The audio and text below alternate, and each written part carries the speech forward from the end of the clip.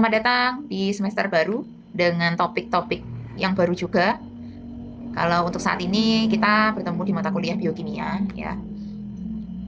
Nah, untuk biokimia ini kita fokusnya adalah belajar tentang metabolisme zat-zat yang menjadi makronutrisi tubuh kita. Ya, makronutrisi itu apa aja? Makronutrisi itu terutama ya kayak karbohidrat, protein, lemak ya. Nah, itu adalah makronutrien. Nah, untuk yang pertama ini kita akan belajar tentang karbohidrat dahulu. Sebelumnya kita kenalan dulu ya tentang tentang metabolisme ya. Untuk diketahui bahwa makronutrien itu ketika masuk ke dalam tubuh kita nanti akan diolah. Proses pengolahannya itu disebut metabolisme. Nah, ini ya. Jadi di mana metabolisme itu adalah perubahan zat kimia yang terjadi di dalam tubuh kita, di dalam sel. Nah, tapi metabolisme ini ada dua jenis. Yang pertama adalah katabolisme dan anabolisme. Nah, apa bedanya? Jadi untuk katabolisme itu, ini ya panahnya ke sini ya. Yaitu adalah perubahan dari zat yang kompleks ya atau besar, molekul yang besar atau kompleks. Contohnya apa? Karbohidrat, lemak dan protein menjadi molekul yang lebih sederhana. Ya, lebih sederhana atau lebih kecil. Jadi kalau katabolisme dari besar ke kecil. Contohnya ya, karbohidrat ini kalau dipecah-pecah nanti akan menjadi apa? Akan menjadi glukosa ya. Kalau lemak menjadi asam lemak, protein menjadi asam nukleat ya, seperti itu. Atau nanti lebih kecil lagi partikelnya atau molekulnya seperti apa? H2O ya atau air, karbon dioksida, NH3 dan seterusnya. Jadi kalau kita ketahui bahwa unit terkecil dari makhluk hidup adalah sel. Tapi ada lagi yang lebih kecil ya, dari unit paling kecil itu penyusun sel, penyusunnya itu ya, yang bukan dari struktur yang hidup itu adalah atom ya. Partikel terkecil kehidupan itu atom. Nah, atom itu apa ya? Contohnya hidrogen, karbon ya, nitrogen dan seterusnya. Nah, itu partikel kecil. Jadi kalau besar ya karbohidrat, lemak, protein termasuk besar. Nah, kalau anabolisme ini tadi tentang katabolisme ya, dari partikel yang molekul yang lebih besar menjadi molekul yang lebih kecil. Kalau anabolisme itu sebaliknya ya, dari molekul yang kecil. Nah, ini panahnya kan ke sana ya. Kecil ke molekul yang besar. Ingat-ingat, ana itu kecil jadi besar. Contohnya apa? Asam amino menjadi apa? Protein. Sugar atau glukosa menjadi polisakarida atau karbohidrat. Asam lemak menjadi apa? Lemak. Asam basa nukleotida menjadi apa? Asam nukleat, seperti itu. Nah, namun di antara kedua proses ini ada namanya senyawa antara atau senyawa amfibolik. Ya, dimana di situ tuh dia tidak bisa dideskripsikan menjadi molekul yang kecil atau besar atau yang dengan fungsi yang jelas atau sudah termanage nanti menjadi apa. Nah, di antara kedua zat ini ada namanya senyawa amfibolik atau senyawa antara, atau dia itu adalah suatu bahan baku yang nantinya ketika terjadi kekurangan dalam tubuh kita dia akan berubah menjadi zat yang dibutuhkan ya. Jadi ada senyawa-senyawa yang terjadi di persilangan metabolisme yang menghubungkan antara anabolisme dengan katabolisme, atau senyawa intermediate yang nantinya masuk ke siklus asam sitrat ya untuk menjadi senyawa yang dibutuhkan tubuh kita, seperti itu. Selanjutnya tentang karbohidrat sendiri. Karbohidrat atau disebut juga hidrat arang, karbo itu arang, hidrat ya. Kita sering sebutnya adalah karbohidrat atau sakarida. Molekul ini terdiri dari karbon, hidrogen, dan oksigen. Biasanya berbanding atom hidrogen dan oksigennya itu 2:1. Ya, kalau kalian sering dengar ya, yaitu struktur C12, C6, H12, O6. Nah, ini ya, struktur karbohidrat hasil pembentukan dari fotosintesis. Nah, biasanya hidrogen berbanding 2:1. Nah, ini ya, 2 kalinya dari karbon. Namun tidak semua ya didefinisikan seperti ini. Dan juga tidak semua bahan kimia itu sesuai dengan definisi yang secara otomatis diklasifikasikan sebagai karbohidrat. Contohnya formaldehid. Nah, dia itu sebenarnya termasuk golongan karbohidrat, tapi kan beda ya rumus kimianya. Nah, ini singkat cerita, bentuk molekul karbohidrat itu paling sederhana adalah molekul gula, yaitu monosakarida. Nah, sederhananya seperti itu. Coba kita lihat. Glukosa sendiri adalah glukosa sendiri adalah salah satu komponen dari karbohidrat ya. Glukosa ini pecahan dari karbohidrat yang merupakan sumber makanan terbesar di Indonesia ya, karena memang kalau di Indonesia sendiri yang punya pedoman bahwa kalau nggak makan karbo atau nggak makan nasi itu belum makan gitu loh. Jadi ketika hanya makan daging atau makan lemak itu belum dianggap makan. Jadi memang merupakan sumber makanan terbesar yang dikonsumsi di Indonesia ya. Dimana dia itu 1 gram karbohidrat itu senilai dengan 4 kilokalori dalam pembentukan energinya. Sumber makanan karbohidrat atau glukosa ini kita sering ketahui yaitu dari mana? Dari beras ya, atau dari nasi. Kemudian dari gandum, kemudian kentang, singkong, ubi jalar, dan juga gula sendiri, gula putih, gula pasir ya. Nah, hasil dari konsumsi glukosa ini atau karbohidrat ini nantinya akan diolah oleh tubuh kita menjadi sumber energi yang kita gunakan sehari-hari untuk apa? Untuk bernafas, untuk kontraksi jantung, otot, untuk scroll TikTok ya, dan seterusnya, untuk belajar. Ini tadi sudah saya sampaikan juga bahwa karbohidrat ada sumber energi utama. Jadi kalau ada karbohidrat, protein, dan juga lemak, maka yang pertama kali dipecah tubuh kita adalah karbo. Karena dia paling mudah untuk dipecah. Dan membutuhkan energi rendah untuk memecahnya. Jadi kita itu perlu energi untuk memecah. Kita perlu energi untuk membentuk energi. Ya kan? Kita perlu bensin untuk menjalankan motor. Seperti itu. Nah, karbohidrat sendiri ini tuh hanya membutuhkan energi yang sederhana, tidak seperti protein dan lemak yang mecahnya tuh lama. Seperti itu. Karbohidrat dapat dibentuk melalui proses fotosintesis, sudah kita ketahui juga. Organisme autotrof seperti tumbuhan hijau ya, yang berfotosintesis. Jadi autotrof itu bisa memasak masakan sendiri, memasak makanan sendiri. Salah satunya melalui jalur fotosintesis. Ya, seperti tumbuhan, beberapa bakteri, alga ya. Mungkin kalian ketahui plankton. Nah, itu kan melalui jalur fotosintesis. Nah, itu menghasilkan makanan sendiri ya, memasak makanan atau sumber makanan sendiri. Kalau untuk organisme heterotrof seperti kita manusia, dia perlu organisme autotrof ini untuk mendapatkan makanan. Ya, kita perlu tumbuhan ya untuk mendapatkan sumber karbohidrat ya. Nah, ini karbohidrat itu dibagi menjadi 3 kelompok utama ya, yaitu adalah monosakarida yang sederhana, terus kemudian disakarida, dan polisakarida. Jadi kalau monosakarida itu sederhana ya, paling sederhana. Lebih kompleks lagi disakarida. Di itu berarti 2, mono itu 1. Ya, kalau poli itu banyak. Jadi mana yang paling kompleks? Ya jelas yang paling kompleks adalah ini. Polisakarida atau disebut dengan karbohidrat ya. Nah, kalau karbohidrat itu tadi kita sudah bahas dan struktur kimianya itu kompleks sekali ya. Kalau misal C6H12O6 itu seperti ini ya, C6H12O6. Nah, ini adalah struktur rantainya. Kalau disakarida ada 2, kalau poli itu banyak. Polisakarida contohnya apa? Tepung ya, pati. Terus glikogen, yaitu adalah cadangan energi dalam tubuh kita. Ya, kita kalau makan kemudian tubuh kita udah cukup gula, maka dia disimpan di otot dan di liver berupa glikogen. Kemudian kalau hewan-hewan ruminansia atau memamah biak seperti sapi, kambing, dia sumber karbohidratnya dari selulosa, yaitu dari rumput-rumputan. Kalau kita makan rumput bagaimana Bu? Tidak bisa, karena struktur karbohidratnya berbeda. Kita nggak akan bisa mengolah rumput di dalam pencernaan kita.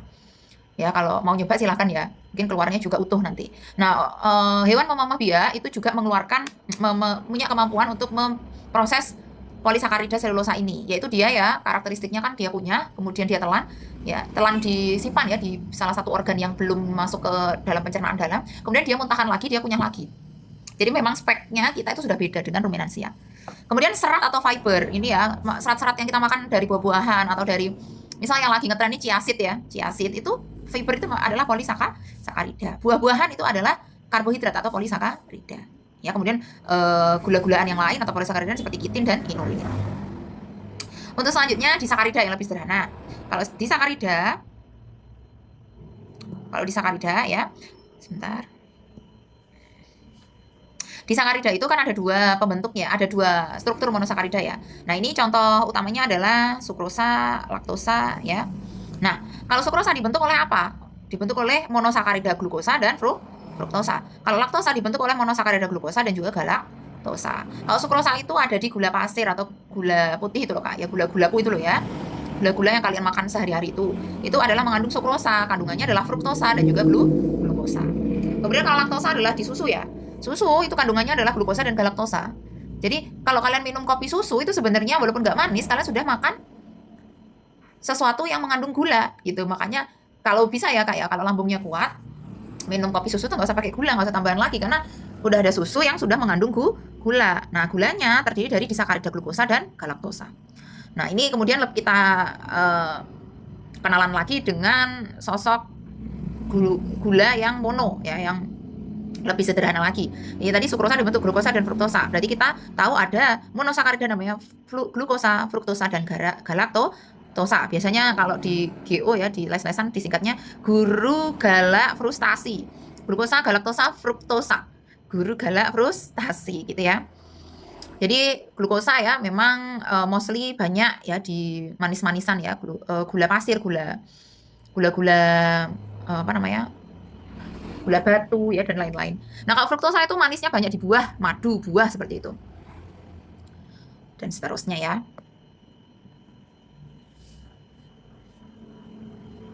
Kalau galaktosa namanya juga laktosa lagi ya, berarti banyak di produk-produk susu ya, seperti yogurt, es krim, nah seperti itu ya. Keju ya, itu sudah mengandung gula, meskipun kayak keju itu tidak manis, tapi dia sudah mengandung monosakarida ya. Dia sudah mengandung gula ya. Jangan bingung ya dengan sebutan glukosa dan gula ya. Jadi karbohidrat itu sama dengan polisakarida. Polisakarida ya, itu adalah molekul banyaknya dari glukosa gitu loh. Ya. Seperti itu. Kalau disebut gula, itu sama dengan karbohidrat ya. Jadi ini disebut gula, karbo, seperti itu. Jangan bingung ya. Tapi intinya mereka itu adalah susunannya sama, cuman kompleksitivitasnya yang berbeda ya. Lebih kompleks gula, karbo. Kalau glukosa lebih sederhana gitu loh ya. Selanjutnya digestion of carbohydrate ya. Digestion of carbohydrates. Jadi apa namanya, pencernaan dari proses pencernaan karbohidrat dalam tubuh kita itu seperti apa sih? Sederhananya ya, saya sampaikan sederhana saja.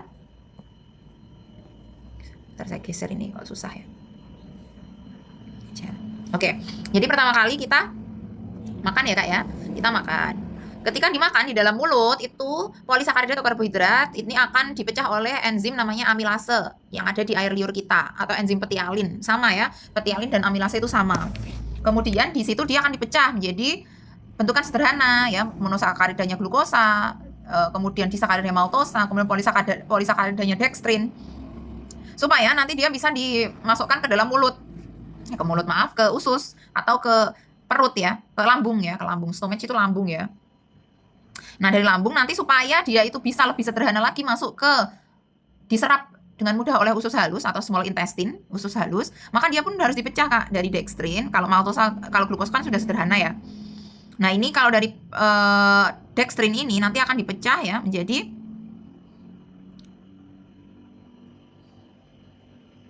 maltosa, laktosa, sukrosa. Nah, ini maltosa ini kan masih disakarida ya, belum monosakarida, maka dipecah lagi oleh enzim maltase. Kemudian kalau laktosa ya laktase. Jadi kalau maltosa yaitu enzimnya tuh ya belakangnya se ya, maltose, maltase. Kalau laktose enzimnya belakangnya se, laktase. Sukrose enzimnya adalah sukrase. Jadi yang monosakarida sederhana apa? Glukosa, glukosa. Kalau laktosa adalah galaktosa dan glukosa. Sukrosa apa tadi? Fruktosa dan glukosa. Nah, dengan bentuk sederhana ini Kak, ini nantinya akan bisa dipindah, diserap dan dialirkan melalui bloodstream atau aliran darah. Seperti itu. Singkatnya seperti itu ya. Ini pun sama ya. Jadi karbohidrat yang kompleks dipecah menjadi apa namanya, polisakarida yang lebih sederhana ya, menjadi lebih sederhana lagi monosakarida supaya bisa di aliran darah atau bloodstream.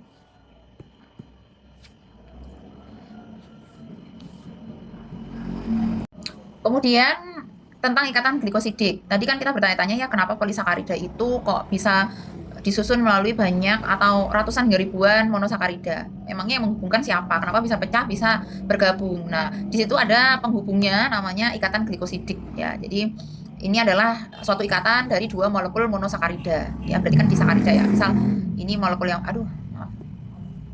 Ini ya, bisa kalian lihat. Ini molekul ini dengan ini dihubungkan dengan namanya ikatan glikosida ya, atau glikosidik.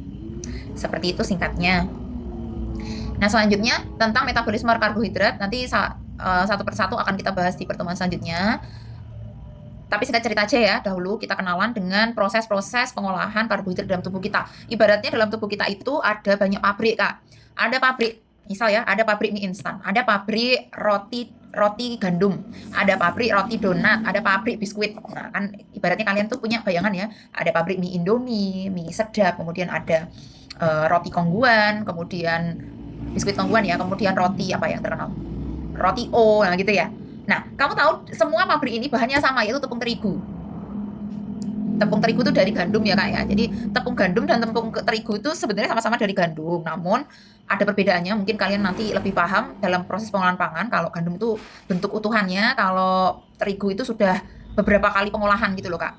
Beberapa kali pengolahan, penggilingan, kemudian ada proses pemutihannya dan seterusnya gitu ya. Makanya ya tepung gandum itu dianggap lebih sehat ya dibandingkan tepung terigu karena dia masih murni gitu pengolahannya ya. Nah, jadi kembali lagi ke pabrik-pabrik yang ada dalam tubuh kita itu ya. Bayangkan di dalam tubuh kita itu ada pabrik, itu tadi mie sedap, mie Indomie, biskuit kongguan, roti O atau roti apa gitu ya. Semua bahannya tepung terigu.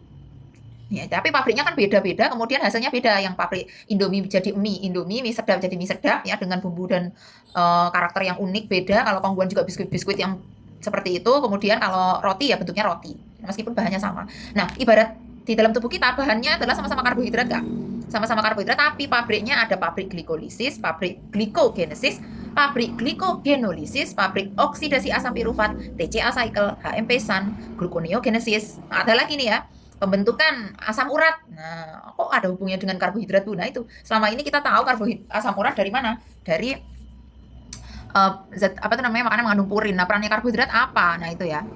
Ternyata masih ada berhubungannya ya. Kemudian ada lagi metabolisme fruktosa, galaktosa, dan heksosamin. Ini adalah pabrik-pabrik yang nanti mengolah karbohidrat kita sesuai dengan kebutuhan tubuh kita. Karena apa? Mereka punya peran masing-masing kak. Saya kasih bayangan sedikit ya, ketika kita makan itu nanti akan dirubahlah karbohidrat menjadi glukosa. Nah, glukosa nanti akan dirubah menjadi apa? Kalau sudah jadi glukosa yang tadi di aliran darah di bloodstream tadi menjadi asam pirufat ya. Nah, tapi kalau glukosanya kebanyakan ya, nanti glukosa ini akan disimpan di dalam liver dan otot ya, yang punya otot ya, yang nggak punya otot, yang nggak pernah angkat beban, yang habis makan mager ya disimpannya di liver ya. Jadi liver dan otot ini kalau kelebihan gimana, nanti ada ceritanya sendiri ya. Disimpannya dalam mata uang namanya glikogen, jadi mata uangnya itu udah beda lagi gitu ya. Terus kemudian ketika kalian berpuasa ya sekitar 14 jam 12 jam, nah itu cadangannya juga udah habis, lalu pakai apa gitu kan. Nah, itu nanti ada jalurnya, nanti kita belajar di situ ya. Ini pengenalan dulu, kalau saya kenalkan sekarang nanti selesai materinya ya, tapi pengenalannya juga panjang ini soalnya. Lanjut, intinya ya di dalam tubuh kita itu ada beberapa mesin pencetak karbohidrat sesuai dengan kebutuhan karbohidrat kita, kebutuhan tubuh kita ya. Nah, tadi pabrik-pabriknya udah jelas. Sekarang adalah siapa sih yang mengatur karbohidrat kita di dalam tubuh kita supaya dia itu bisa masuk ke pabrik A, pabrik B, kayak gitu. Kenapa? Gimana sih biar nggak kelebihan gitu? Meskipun pada akhirnya banyak ya orang yang mengalami over gula ya, atau karbohidratnya berlebih gitu dalam tubuh sampai kita tahu bahwa kasus obesitas itu meningkat. Sampai parahnya lagi adalah ke kasus diabetes yang meningkat. Sebenarnya tubuh kita sudah sangat canggih, di setel ada settingan supaya karbohidrat itu tidak berlebih. Contohnya adalah dengan kehadiran hormon-hormon dan enzim. Yang pertama ada hormon namanya insulin. Ya, insulin ini ibaratnya adalah dia itu koordinator supaya glukosa itu masuk ke dalam sel. Jadi sel kita itu makanannya adalah glukosa, ya kan? Nah, misal ini insulin ya. Nah, insulin ini menginstruksikan supaya glukosa ini masuk ke dalam sini, ke dalam sel. Tapi kalau ini nggak ada, ya insulin nggak ada, maka glukosa ini nggak akan masuk ke sini. Gitu loh. Kalau nggak akan masuk, dia akan ada di aliran darah, gentayangan lah di aliran darah sampai ke urin, sampai keluar. Nggak. Kemudian pada akhirnya sel-sel tubuh kita ini akan kelaparan, gitu. Inilah lapar. Nah, tapi glukosanya banyak di aliran darah. Ketika dicek, gula darah acak ya, atau gula darah puasanya tinggi. Meskipun terus terasa lapar gitu loh. Jadi di sini peran insulin penting sekali, dia koordinator supaya glukosa ayo masuk ke dalam sel. Silakan masuk. Lah kalau nggak dipersilakan masuk, dia gentayangan dia akan berkeliaran di aliran darah. Kemudian glukagon. Kebalikannya insulin. Nah, dia ini adalah